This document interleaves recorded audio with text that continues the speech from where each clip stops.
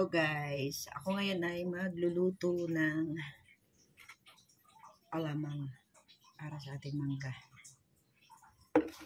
At meron tayong sibuyas, bawang, ayan. Ano ba yung sibuyas na yan? Ayan, tsaka itong, ano po ito, yung balat ng baboy. So ito yung pinalambot ko na. So tayo po ay maglalagay na syempre ng mantika. Ayan. Mantika. Mga 2 spoon lang siguro itong mantika natin. Siyempre, kailangan natin painitin guys, diba? Simpleng luto lang ng ng alamang. At magigisa na po tayo. Magigisa tayo ng sibuyas.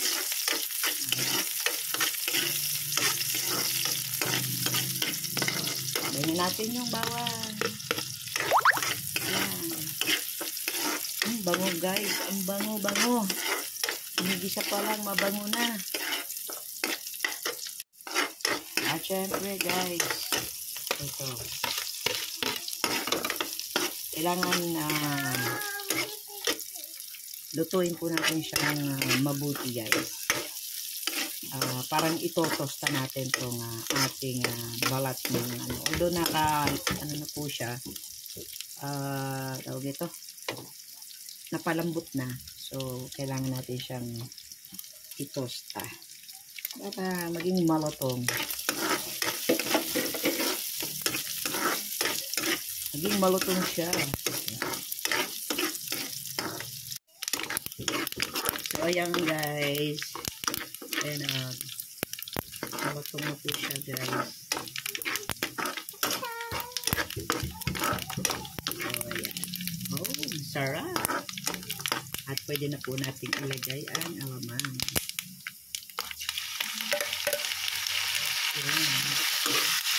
So guys, ang pagluluto po ng alamang ay medyo matagal-tagal lang konti.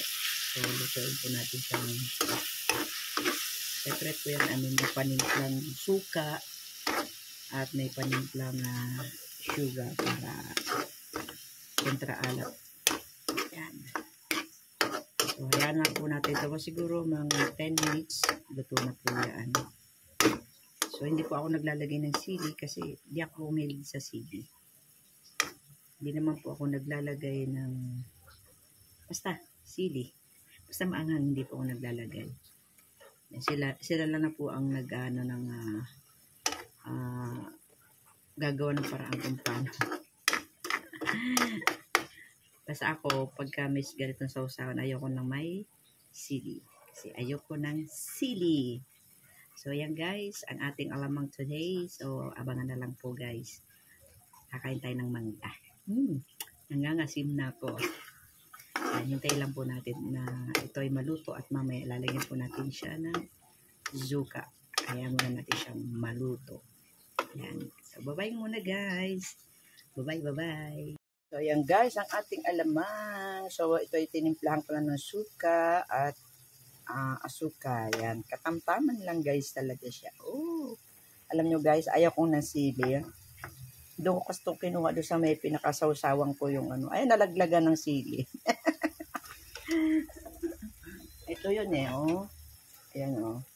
Meron kasi akong suka dito. Dito ko kinuha. Ayaw mo ng sili pero nalaglag yung sili. Pero hindi naman po siya isa lang naman siya. So ayan guys, luto na.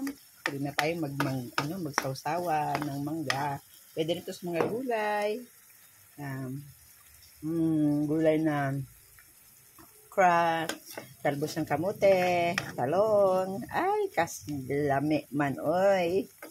Ayan. Kain tayo ha, ng mangga.